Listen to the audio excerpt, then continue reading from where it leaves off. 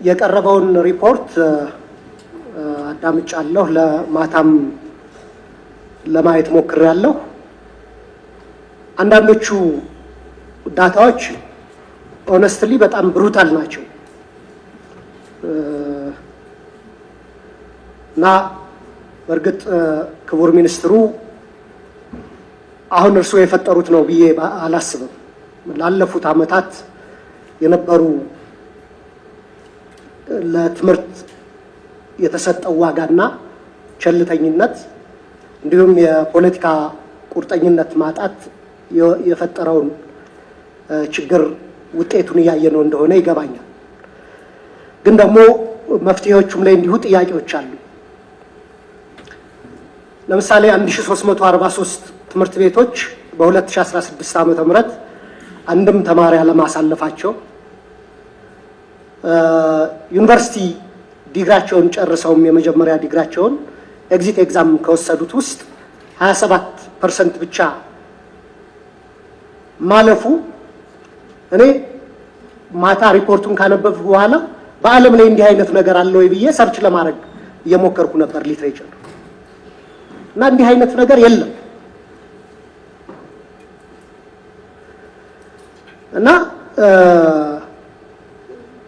እኔ ኢቫሉዌሽን እና ሜዠርመንት ሲስተማችን ላይ በተወሰነ ደረጃ በጣም ሃርሽ ሆኗል የሚል ፊሊንግ ነው ያለኝ፣ አሰስመንት ነው ያለኝ። ዋቴቨር የትምህርት ስርዓቱ የትምህርት ጥራት ችግር ቢኖርበትም ዋቴቨር የትምህርት ግብዓት ችግሮች ቢኖሩ አጠቃላይ በትምህርት ስርዓቱ ውስጥ ያሉ ችግሮች ቢኖሩም እንኳን በዚህ ደረጃ ተማሪ ሊወድቅ የሚችልበት እድል አይኖርም። ሜዠርመንት እና ኢቫሉዌሽን ሲስተሙ ሃርሽ እና ፓኒሽ የሚያደርግ ካልሆነ በቀር ማለት ነው።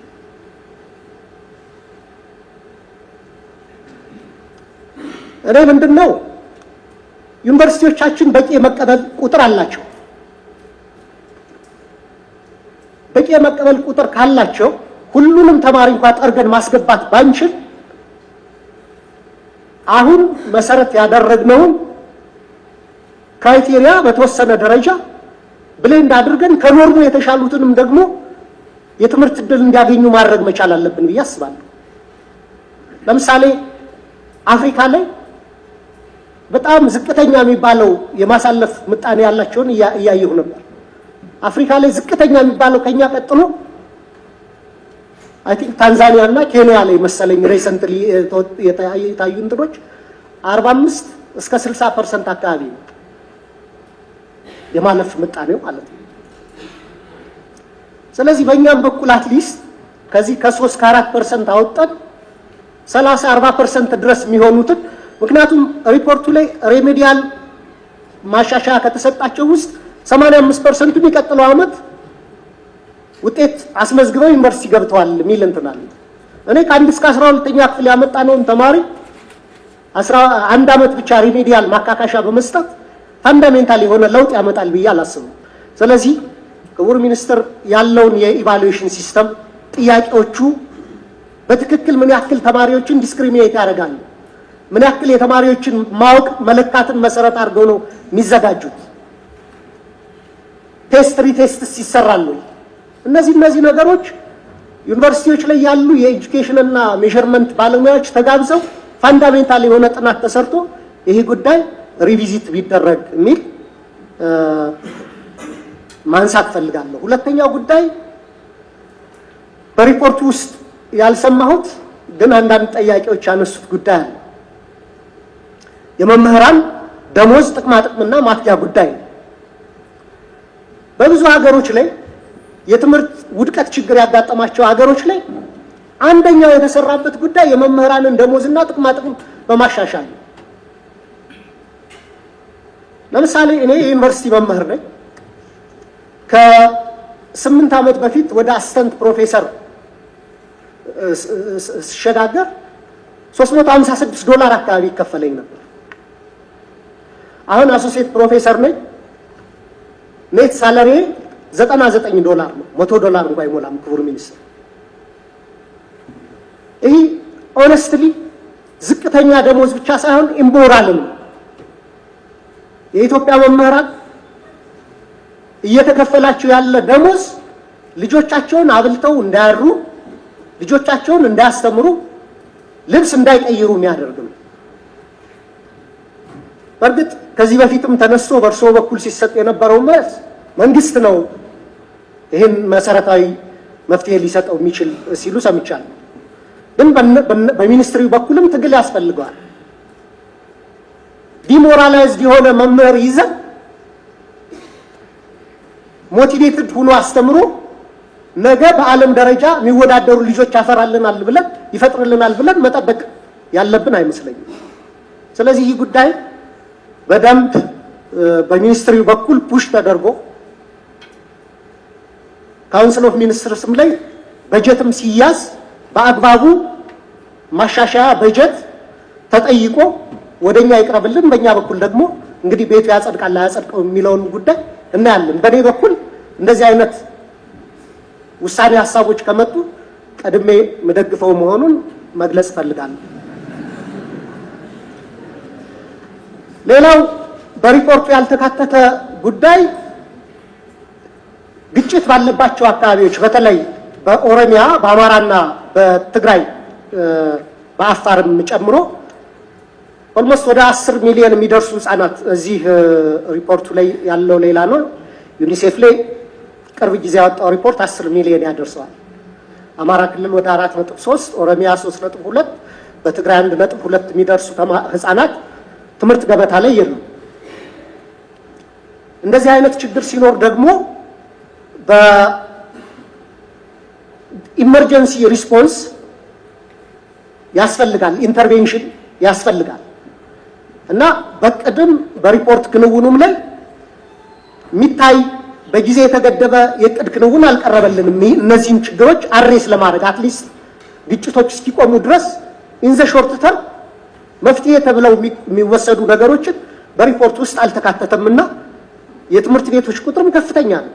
የወደሙ ትምህርት ቤቶች አሉ፣ በተፈጥሮ አደጋ በግጭቶች የወደሙ አሉ። ስለዚህ ቢያንስ ሰላም እስኪሰፍን ድረስ እዚህ ላይ ምንድን ነው የሚሰራው የሚለውንም ነገር የተገለጸ ነገር የለም። በመጨረሻ የግብዓት ጉዳይ ላይ ትምህርት ቤቶች ለምሳሌ ማትማቲክስ፣ ፊዚክስ፣ ኬሚስትሪ እና ባዮሎጂ ላቦራቶሪዎች የሳይንስ ላቦችን ጨምሮ በርካታ ትምህርት ቤቶች ኤሌመንተሪ ስኩል ላይ የሳይንስ ኪቶች የላቸው። ላቦራቶሪዎች ኦልሞስት ስቶሮች እንደሆኑ ነው ብዙ መምህራን የሚገልጹልን። እዚህ ሀገር በተደጋጋሚ እንደምናገረው የፕራዮሪቲ ችግር አለ። በርካታ ገንዘብ ቅድሚያ ማይሰጠው ኤሪያ ላይ ስፔንድ ይደረጋል። ወይራስ ልጆቻችን የምናስተምርበት የትምህርት ስርዓት ላይ ግን ላቦራቶሪዎችን እንኳን ፕሮፐርሊ ኢስታብሊሽ የማድረግ የፈራረሱ ትምህርት ቤቶችን የመጠገን ላይ መንግስት ኢንቨስት የሚያደርገው ነገር በጣም ዝቅተኛ ነው። ክቡር ሚኒስትሩም የበጀት የፋይናንስ ሚኒስትሩ የባለፈውን ዓመት የዚህን ዓመት በጀት ሲያቀርቡ ይህንን ጉዳይ ሳነሳ ነበር። አሁንም በርሶ ሪፖርት ላይ ያየሁት ከረጂ ድርጅቶችና ከህብረተሰብ ተሳትፎ የተሰሩ ስራዎችን እንጂ በመንግስት በኩል ምን ያክል ፋይናንስ ተደርጎ ምን ያክል አዲስ ትምህርት ቤቶች ተገነቡ፣ ምን ያክል ቤተ ሙከራዎችና ላይብራሪዎች ተገነቡ፣ ምን ያክል ማሻሻያ ተደረገ የሚለው ሪፖርት ውስጥ በግልጽ አልተመላከተም። ስለዚህ በዚህም በኩል የተማጽኖ ያክል ነው። ሌሎች ነገሮች በሂደት ይደርሳሉ። አትሊስት መልቲፕላየር ኢፌክት ያላቸው የሀገርን የወደፊት እጣ የሚወስኑ እንደ ትምህርትና ፕሮዳክቲቭ የሆነ የኢኮኖሚ ሴክተሩ ላይ ቅድሚያ ተሰጥቶ ኢንቨስት መደረግ አለበት። ትምህርት ደግሞ የነገ ጉዳያችን የሚወስን ስለሆነ እነዚህን ጉዳይ ለማሻሻልስ ሚኒስቴር መስሪያ ቤቱ ምን እቅድ አለው? የተሻለ በጀት ለነዚህ ፋሲሊቲዎች ለትምህርት ኢንቨስትመንት ለማግኘት ምን እቅድ አለው? ማብራሪያ ሊሰጥ ለማለት ነው። በጣም አመሰግናለሁ። የመምህርነት ሙያ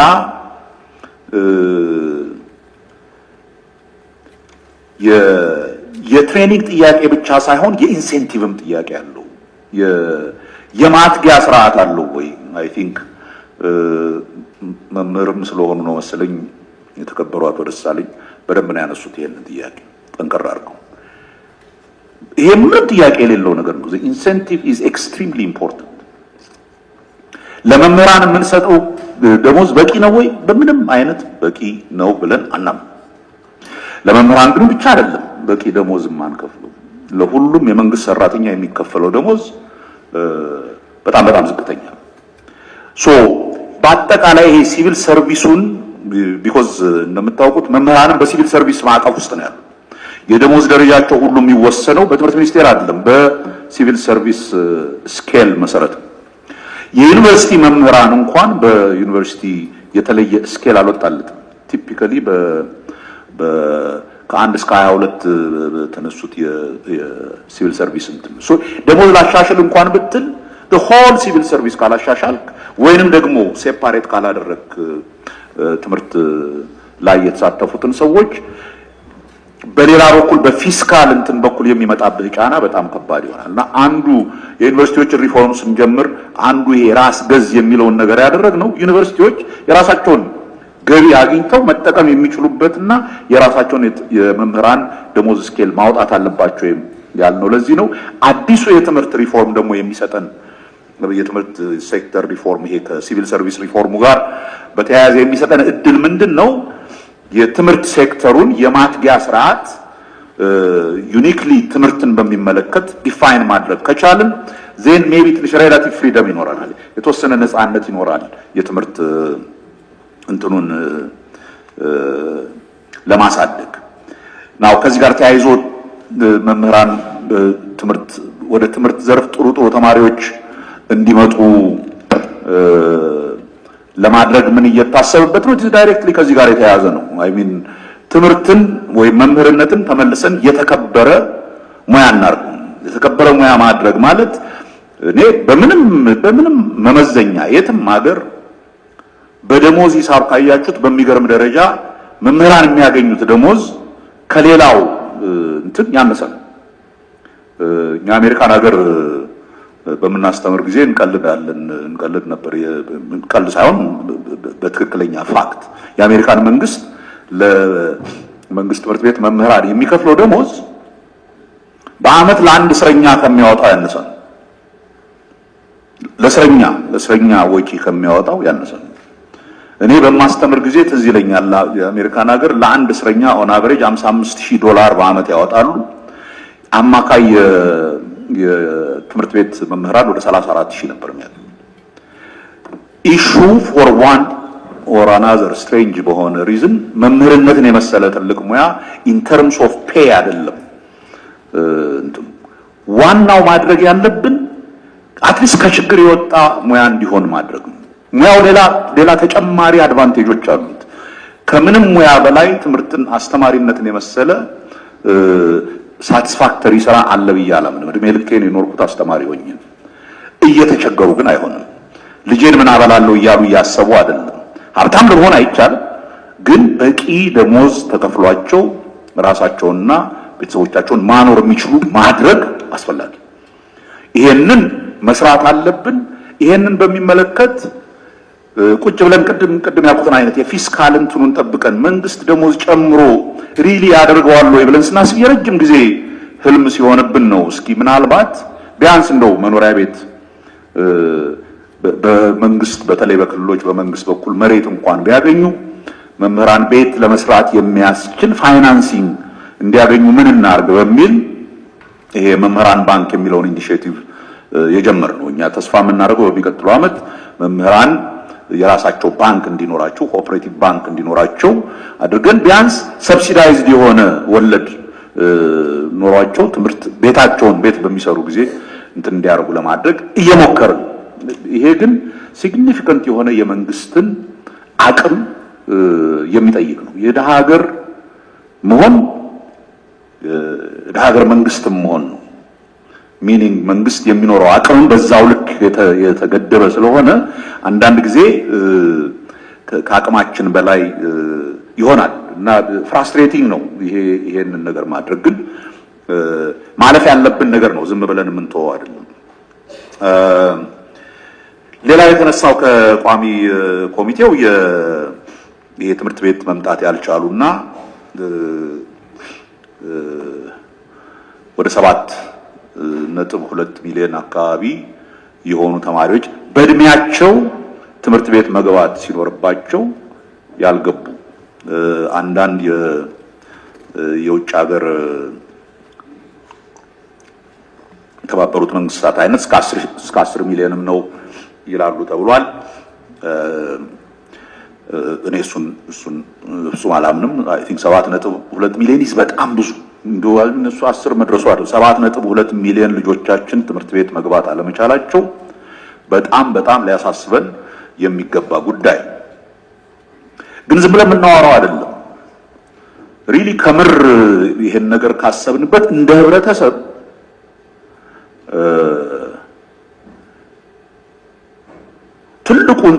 ትልቁ ይሄንን የሚያመጣብን ያለው ግጭቶች ናቸው። እነኚህን ግጭቶች መፍታት እንኳን ባንችል በሁሉም ሳይድ ያሉ በግጭት ውስጥ የሚሳተፉ ሰዎች ትምህርት ቤቶችን መተው እንዴት ያቅታል? እንዴት ለአንድ ማህበረሰብ እናስባለን የሚሉ ኃይሎች በየትኛውም ሳይድ እንዴት ነው መምህራንን የሚገሉት? እንዴት ነው ተማሪዎች ትምህርት ቤት እንዳይገቡ የሚከለክሉት? እንደ ህብረተሰብ ኮንሽስ መሆን አለብን። እንደ ህብረተሰብ አይነክ የሚባሉ ነገሮች መኖር አለባቸው። ፖለቲካል ኮንፍሊክት ውስጥ ልንገባ እንችላለን ፎር ዋን ሪዝን ኦር አናዘር፣ ግን የነገውን ትውልድ የሚገል ያውም ራሳችን ቆመንለታል የምንለውን ማህበረሰብ የሚገል ሲሆን በጣም ያሳዝናል፣ ያሳፍራል። that's what we are doing እያደረግን ያለነው እሱን ነው። ሁሉ ነገር ታርጌት ነው፣ የፖለቲካ ታርጌት። ሁሉንም ነገር የፖለቲካ እንትን እናደርገዋለን። ትምህርትን ከትምህርት ነፃ እናውጣው፣ ከፖለቲካ ነፃ እናውጣው የምንለው እኮ ፓርትሊ ለዚህ ነው። ቢኮዝ የሁላችንም ዕዳ ነው። ይሄንን ካበላሽ ነው አሁን እነኚህ 7.2 ሚሊዮን ልጆች አንድም ተከበረ ምክር ቤት አባል እንዳሉት ምን ዋጋ አለው ብለው እየተሰደዱ ነው ማለት ነው፣ ወይንም ወጣት ልጃገረዶች ያለ እድሜያቸው እያገቡ ነው ማለት ነው። ኦል ካይንድስ ኦፍ ሌሎች ሶሻል ፕሮብለሞች ነው ይዞ የሚመጣው ባንድ ላይ። that's why እንደ ህብረተሰብ ኖ ማለት መቻል አለብን ከፖለቲካ እንትን ውጪ whatever our political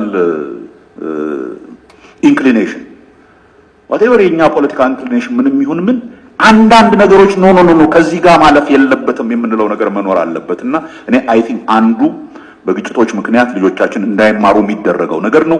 ትምህርት ቤቶችን የግጭት ሰለባ የምናደርግበትን መንገድ ማቆም አለብን። every side and I'm not taking sides ሁሉንም ነው አቁሙ ማለት ያለብን። እንደዚህ አይነት ነገር ውስጥ መገባት የለበትም። because ይሄው አሁን የምንነጋገርበት ምክንያት it is because it has become የህብረተሰብ ዕዳ የአገር ዕዳ ይሆን የሚቀጥለው ትውልድ ዕዳ ይሆን ስለሆነ ነው። now እግረ መንገዴን በዚሁ ጨርሼው እንድሄድ እነኚህን በአንድ ምክንያት ወይም በሌላ የተፈናቀሉ ተማሪዎች በአስቸኳይ ሁኔታ ትምህርት መስጠት የሚቻልበት መንገድ አለ ወይ ተብሎ የተጠየቀው በተወሰነ ደረጃ ከግጭት ወጣ ሲሉ ቶሎ ካቻፕ እንዲያደርጉ ለማድረግ ብዙ ሙከራዎች እያደረግን ነው። ለምሳሌ አሁን በአማራ ክልል በግጭት ምክንያት ወደ 12ኛ ክፍል ለመፈተን ችግር ገጥሟቸው የነበሩ ብዙ ተማሪዎችን ከጊዜው አሳልፈን እንደገና እንዲመዘገቡና እንዲሉ ግን ደግሞ የማሟያ ትምህርት በቶሎ በአስቸኳይ እንዲሰጣቸው ለማድረግ እየሞከርን ነው። ግን ኢትስ ኖት ሁሉንም ነገር ሶልቭ አያደርገውም። ባለፈው ጊዜ በትግራይ ላይ ሴም ቲንግ ለማድረግ ሞክረናል። መፍትሄው እነኚህ ግጭቶች ማቆም ወገኖች፣ ሌላ መፍትሄ የለውም። እነኚህ ግጭቶች የፖለቲካ መሳሪያ እናደርጋለን ብለን ልጆቻችንን እንዳንጎዳ ማድረግ ኢን ዘ ሎንግ ረን። በአጭር ጊዜ ግን ትንሽ ቀዝቀዝ የሚያደርጉ የሎንግ ተርም መጥፎነቱን ሊቀንሱ የሚችሉ እርምጃዎች መውሰድ መሞከር አለብን። እየሞከርን ግን በአንድ መልኩ ወይም በሌላ ዘላቂው መፍትሄ ያኛው ነው ማለት ነው። ቀጥሎ የቀረበው ፈተናውን የሚያልፉ ቁጥሮች እጅግ አነስተኛ ተማሪዎች ከመሆኑም በላይ የዓመቱ አንድም ተማሪ የማያሳልፉ ትምህርት ቤቶች በርካታ በመሆናቸው ከፍ ለማድረግ ታስባላችሁ ወይ? እንደው ከፍ ይላል ብላችሁ ታስባላችሁ ወይ? እኛማ ደስታውን አንችለውም ከፍ ቢል ምንም የሆነ ማሳኪስቲክ የሆነ ችግር የለብንም። እኛ ተማሪ እንዲወድቅ የምንፈልግበት ምክንያት የለም። ተማሪ እንዲያልፍ እንፈልጋለን፣ ግን ተምሮ እንዲያልፍ ነው የምንፈልገው። አጭበርብሮ ሰርቆ ኮርጆ ምናምን እንዲያልፋል። በትምህርት ስርዓታችን ውስጥ የደረሰው ትልቁ በደል ሳናስተምር በአቋራጭ ልጆቻችን ያልፋሉ ብለን የሰራነው በሽታ ነው። ለረጅም ዓመታት የሰራነው በሽታ ነው። ይሄ ገና የመጀመሪያው ፈተና ሲወጣ ያልነው ነው። የሁላችንም የጋራ ሪስፖንሲቢሊቲ ነው። የወላጆች ነው። ቢኮዝ ኢን ሰም ፕሌስስ ወላጆች ገንዘብ እያዋጡ ለፈታኞች ግቦ እየሰጡ እንዲያሳልፉላቸው ሲያደርጉ ነበር። የክልል የፖለቲካ መስተዳደር እንትኖች ውጤት ነው። ዋይ ቢኮዝ የክልል የፖለቲካ መስተዳደሮች የነሱ ብሔር ወር ምናምን ክልል ሰው ያልፋል ብለው ፈተና እየሰረቁ ሲሰጧቸው የነበረው የመምህራን ችግር ነው። ቢኮዝ መምህራን ዋና አሰራቂዎች ነበሩ ፎር አ ሎንግ ታይም። መሰረታዊ የሆነ በማህበረሰብ ደረጃ የደረሰብን የሞራል ክስረት ውጤት ነው። ይሄ ውጤት ልጆቻችንን ነው መከራ ውስጥ የከተተው። ፈተናዎችን በሚመለከት በኋላ ሶ ዋና ፕሮብለሙ አይ ቲንክ ዶክተር ደሳለኝ ያን ጊዜ አልነበረም መሰለኝ አት ዋን ፖይንት የትምህርት ምዘናዎች ኤጀንሲ ልክ ፈተናው የመጀመሪያው ፈተና ውጤት እንደመጣ ተከብሩ ዶክተር ነገሪት እዚህ ይሏታል ይመስለኛል። እንደውም በእንትንም ደረጃ በትምህርት ጉባኤም ላይ አንስተን ጥናት ኢንዲፔንደንት የሆኑ የዩኒቨርሲቲ መምህራን የፈተና መስጠት ማዘጋጀት የፈተና ክብደትና ቅለትን በሚመለከት የተቀየረ ነገር አለ ወይ የሚለው የመጀመሪያ ጥናት ነበር። ወደ 30-40 የዩኒቨርሲቲ መምህራን የተሳተፉበት ጥናት። ያ ጥናት ኦፕንሊ ለዚህም እንትን ለተከበረው ምክር ቤት ቀርቦ ነበር። እዛ ላይ የተባለው ምንም በቅለትና በክብደት ሚዛን ፈተና ሲሰጥ ሜጀር የሚደረግባቸው ሚዛኖች አሉ። በዛ ሚዛን ያ ፈተና ቅንጣት ታክል ልዩነት የለውም ከዛ በፊት ሲሰጥ ከነበረው ፈተና። ሚኒንግ የፈተና መውደቁ ጥያቄ ፈተናው ድንገት ስለከበደ አይደለም፣ ኦር ከዚህ በፊት ሲሰጥ ከነበረው የተለየ ሽምደዳ የሚያስፈልገው ኦር ምናምን ስለሆነ አይደለም። it has nothing to do with የፈተናው ምንነት። it simply is በሌላ መንገድ ፈተና ማለፍ ተለመደና ማንም ተማሪ ኦር አትሊስት የተወሰኑ ጎበዝ ተማሪዎቹ ካልሆኑ በቀር ትምህርትን ተከታትለው እንዲማሩ አልተደረገም። ያ ፕሮብለም ነው መጥቶ በጀርባችን የወጋ ነው። ሌላ መንገድ ብንፈልግለት ሌላ እንደው ትንሽ እንደው ህመሙን የሚቀንስ የሚመስለን ነገር ካለ አጠብቁሱ። ሳናስተምራቸው ቆይተናል። አሁን ከስር ጀምረን ማስተማር አለብን። የፈተናው መውደቅ ያደረገው ነገር በፈተናው ላይ ተማሪዎቻችን ላይ መውደቅ ያደረገው መስታወት ነው ያሳየን። መስታወት አሳየንና ራቁታችንን ምን ያህል ደካማ የሆነ ትምህርት እንሰጥ እንደነበረ አየን። እንደ ማህበረሰብ ማድረግ ያለብን ይሄን ካየን በኋላ ኦኬ እንዴት እናሻሽለው? because this is about the country's future ይኮ ያገል ወደፊት እጣ ፈንታ ጉዳይ ነው። this is not just የተወሰኑ ተማሪዎች ማለፍና መውደቅ ጉዳይ አይደለም። ይሄ እኮ ይህች ሀገር ምን ትሆናለች የዛሬ 10 ዓመት የዛሬ 20 ዓመት የሚለውን ነገር የሚወስን ነገር ነው። አደገኛ የሆነ ዓለም ላይ ነው ያለነው። በጣም በብዙ መልኩ እየተቀያየረ ያለ በጣም ኮምፕሊኬትድ የሆኑ ፕሮብለሞች ያሉት ሀገር ነው ዓለም ነው እየመጣ ያለው። ለዛም የሚበቁ ተማሪዎች ካላዘጋጀን ዜን እኛ እንደ ስልጣኔ ያለን የምንለውን ነገር ራሱን ልናጣው እንችላለን።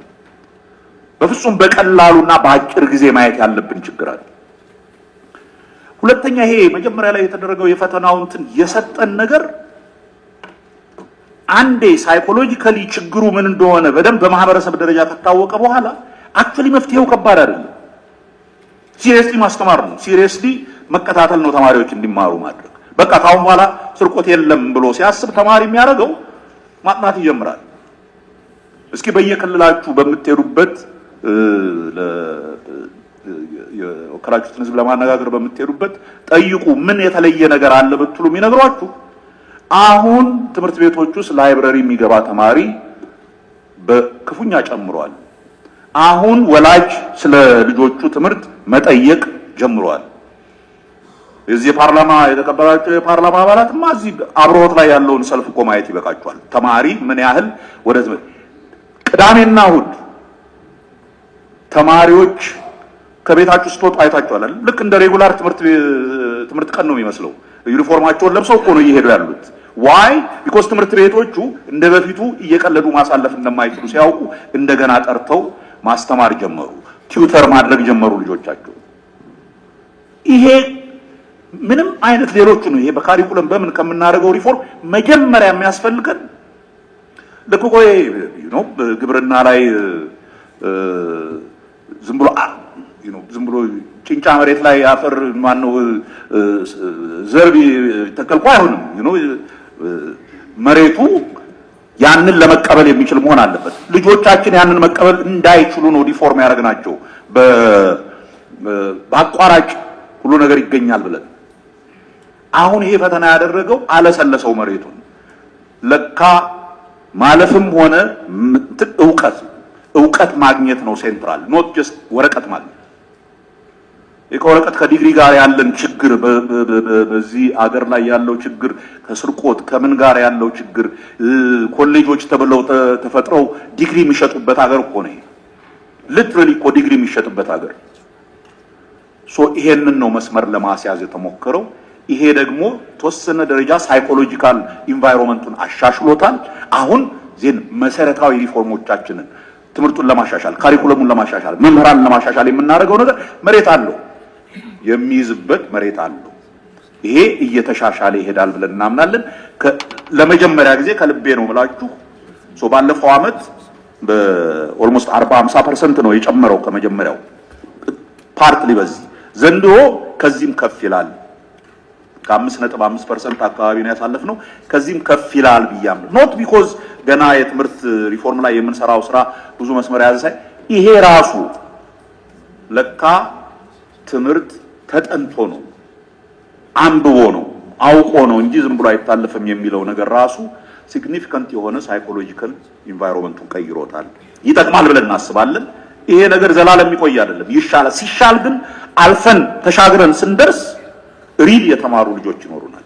ይሄን ነገር መሸከም የሚችሉ ልጆች ይኖሩናል። ይሄን ነገር ወደፊት መምራት የሚችሉ ተምረው ዲግሪ ገዝተው ምናምን ያሉ ሰዎች ሳይሆኑ ተምረው አውቀው የዓለምን ሁኔታ የሚያውቁ ልጆች ይኖሩናል። እንደ ትውልድ ኃላፊነታችን ይሄ የሚቀጥለውን ትውልድ ማዘጋጀት ማለት ይሄ። የትኛውም ትውልድ ከራሱ የተሻሉ ልጆች ማፍራት ካልቻለ አገር እየገደለ ያለ ትውልድ። እኛ የሀገር ኃላፊነት አለብን። ይሄን ትውልድ ማዘጋጀት ኃላፊነት አለብን። ትንሽ ቆምጠጥ ያለ ሐሞት ይፈልጋል። ትንሽ ኮስተር ማለት ይፈልጋል። ፖፑላር ለመሆን ተብሎ የሚደረግ አይደለም። ፖፑላር ለመሆን ቢደረግ ኖሮ ማሳለፍ ነበር የሚሻለው። አለበለዚያ እኔም የቲክቶክ እንትን አልሆንም ነበር። ጥያቄው የፖፑላሪቲ ኮንቴስት አይደለም። ጥያቄው ያለው የአገር ጉዳይ ነው፣ የልጆቻችን ጉዳይ ነው፣ የሚቀጥለው ትውልድ ጉዳይ ነው። that's why seriously መውሰድ ያለብን የድህረ ምረቃ የኤግዚት ኤግዛም የዚህ እንትኑ አካል እኮ ነው። በቃ just part of this። ከታች ጀምሮ ሲበላሽ ሞራሊ ሲበላሽ መጣና አንደኛ ዩኒቨርሲቲ የሚገባው ተማሪ ራሱ ብቁ ተማሪ አይደለም። ሁለተኛ አሁን ዩኒቨርሲቲ መምህራን ስጠይቃቸው ለምንድን ነው የዩኒቨርሲቲዎቻችን የትምህርት ኳሊቲ የወደቀው ስትሏቸው ከታች የሚመጣው ምን የታለ ምንም እኮ ማይችል ተማሪ እየመጣልን ነው ነበር የሚሉት። አሁን አዩት ተሽሎ መምጣት ጀመረ። ችግሩ እዛ ብቻ ሳይሆን እነሱ ጋር ችግር እንዳለም ማየት ጀመረ። ይሄ የዛገ ኖት ይዘው የድሮ ትምህርት የሚያስተምሩ ተማሪዎች አሁን ተማሪዎቹም ቢማለት ጀምረዋል። ተምረው ያለፉ ልጆች እየመጡ ነው። ዩኒቨርሲቲ መምህራን መዘጋጀት ጀምረዋል። ሪሰርች ማድረግ አለባቸው ጥሩ አስተማሪ ለመሆን። ያንን እየተማሩ አንዴ ከታች ያለው ነገር በሱ ላይ ብሌም እያደረግን ነው ሀገር ስንገል የነበረው። አሁን የሁላችንን የሚገባንን ሪስፖንሲቢሊቲ እየወሰድን መስራት አለ። ለዚህ ነው ዩኒቨርሲቲዎችን ከዚህ በፊት የምንለካበትን መንገድ የለብንም። ብዙ ሁሉም ያልፋሉ። 4 ዓመት ተምሮ የወደቀ ስንት ሰው ታውቃላችሁ? እንደዛ ብሎ ነገር የለም ነበር አይደል? እስኪ ሰብሰብ አድርገን ፈተና ሰጥተን ኤግዛም ሰጥተን እናያቸው ሲባል ነው ጉዳችን ይወጣው አይደል? ዘን ዊሶ 4 ዓመት አስተምሬዋለሁ ያለውን ተማሪ ማሳለፍ የማይችል ስንት ማዕት ኮሌጅ ተብዬ እንዳላየን ስንት ዲፓርትመንት እንዳላየን አስተማርኩ ያለውን ተማሪ ማሳለፍ የማይችል ያ ፈተና ኢን ዘ ሎንግ ረን ኤግዚት ኤግዛም አያስፈልግም ዩኒቨርሲቲ ውስጥ። አሁን ግን መጀመሪያ ቼክ ማድረግ አለብን። ይሄ የተሰበረን የሞራል መሰረት ቼክ ማድረግ ስላለብን ነው። ይሄን ስናደርግ አየነው ናው አሁን እኮ ዩኒቨርሲቲዎችን ጂንካ ዩኒቨርሲቲ ሄጄ መጀመሪያ የማየው ስንት ፐርሰንት አሳለፍክ 20 ምናምን አሳለፍኩ ስለ ታዲያ ምን እያስተማርክ ነው ትለኛለህ። የትምህርት ቤት ቢዘጋና አዳሪ ትምህርት ቤት ባደረገው ሳይሻለኝ አይቀርም ዩኒቨርሲቲ ከሚሆን ነው ምለው። ቢኮዝ የኔ ኢንትረስት ኢዝ ልጆቻችን ተምረው ዩኒቨርሲቲ ሲመረቁም የዓለምን ዕውቀት ያወቁ ልጆች እንዲሆኑ ነው። ትምህርት ቤቶች ዝም ብሎ ህንጻ ዩኒቨርሲቲዎች ህንጻ መስሪያዎች እኮ አይደል፣ ላቦራቶሪ ሳይኖራቸው ትልቅ ስቴዲየም ይሰራሉ ወይም የግንብ አጥር ይሰራሉ። በጣም የሚወዱት ነገር እሱ ነው፣ የግንብ አጥር። ለትምህርት ቤት ግን የሚሆን ለዕውቀት ማስፋፊያ የሚሆነውን ላቦራቶሪውን ምኑን በደንብ አይሰሩትም። በቃ እንደዛ አይነት ቀልድ በቃ አንችልም። እንደ ሀገር እንደዚህ ሄደን አንችልም። it would kill us። የምሬ ነው ማለት የፌደራል ዩኒቨርሲቲዎች የክልል ቤቶች አይደሉም። የፌደራሉ መንግስት ሁሉም ድሃ ኢትዮጵያዊ ያዋጣው ገንዘብ የሚሰሩ ናቸው። የመንደር ትምህርት ቤት ልናረጋቸው አንችል።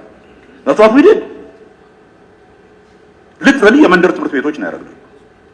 ኢንፋክት ሌላው አካባቢ ይሄ ብሔር ጭቅጭቅ ምናምን ተስፋ እንትን ሲል ተወሽቆ ያለው ዩኒቨርሲቲዎቻችን ውስጥ ዩኒቨርሳል የሆነ ትምህርት ሊያስተምሩ የተቀመጡ ዩኒቨርሲቲዎች ውስጥ ነው መንደርተኛነት እያስተማርን። that's why ይሄ አይሆንም። ወደ ቀልባችን እንመለስ። ትምህርት ዕውቀት እንትን የምናረግበት ቦታ እናርግ የተባለው ለዚህ ነው። ፈተናዎቹንም የሰጠነው ለዛ ነው። ጋትም የሰጠነው ማስተርስ እና ፒኤችዲ እኮ እዚህ ሀገር እንደ ጨዋታ ነው አይደል እንደሚሰጠው አይደል። እስኪ መጀመሪያ ግራጁዌት ስኩል ለመማር መቻል አለመቻል እንደው ሲምፕል አፕቲቲዩድ ቴስት ተፈተን ሲባል እኮ ነው ጉድ የታይ ከዩኒቨርሲቲ ውስጥ ሲያስተምሩ የነበሩ ልጆች ናቸው ለግራጁዌት ስኩል ብለው የጋት ፈተና መውሰድ ሲጀምሩ መውደቅ የጀመሩት። ማጥራት ነው አሁን የተያዘው። the whole system ደንበኛ ክሌንዚንግ ይፈልጋል። እሱን እያደረግን ነው። ይሄ ፔን አለው ወይ አንዳንድ ሰው ላይ ኦፍ ኮርስ ፔን አለ። ግን ከግለሰቦች እንትን ይልቅ አገር የሚባል ነገር አለን። አገርን ዝም ብለን እንደዚህ መጫወቻ ካደረግ ነው አገር ይፈርሳል። እንደ ትውልድ ደግሞ ያ አይደለም የኛ ሪስፖንሲቢሊቲ። በምንችለው በየተሰማራንበት ፊልድ ይሄን ሀገር ማቆየት፣ ለሚቀጥለው ትውልድ የተሻለ ሀገር ማስረከብ ነው። እሱን ካደረግን አንዳንድ ጊዜ መራራ ልክ ኮሶ እንደሚወሰደው አንዳንድ ጊዜ መራራ የሆነ ነገር መውሰድ አለብን። ዶክተር ደሳለኝ ያነሳው የኢቫሉዌሽኑ ሲስተም ከፈለግ ኤኒ ታይም የጥናቱን ውጤት እናሳያለን። እነማን እንደተሳተፉ እንዴት እንደሆነ በዝርዝር ማየት ትችላለህ። it is not ደግሞ ራሳችንን አናጣል። it is not about exam it is about የተከማቹ የበረጅም ጊዜ ችግሮች ናቸው። የግጭት ቁጥሩ 10 ሚሊዮን ነው ያልከው፣ እኛ የምናውቀው 7.2 ሚሊዮን ነው። ሜቢ ፈረንጆቹ የበለጠ ያውቁ ይሆናል በዚህ ጉዳይ ላይ እኔ አላውቅም። ግን ከኔ በላይ ተማሪ ይቆጥራሉ ብዬ አላስብም።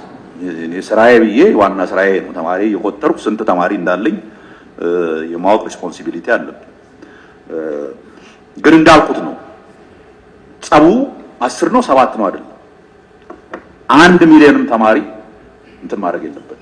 we have to find a way ልጆቻችንን ከግጭት ወጥተው ትምህርታቸውን እንዲማሩ ማድረግ። ይሄን ስናደርግ ደግሞ በፖለቲካ ምክንያት ከሆነ የኛ ናቸው ምንላቸው የሚያደርጉት ነገር ካለ እነሱንም ነው ይሄ ነገር መሆን የለበትም ልጆች ትምህርታቸውን ይማሩ ብለን መናገር ያለብን። ባለፈው ሳምንት ኦር 2 ዊክስ አጎ አማራ ክልል ሄጄ ነበር። ከህብረተሰቡ ጋር የተነጋገርነው ይሄንን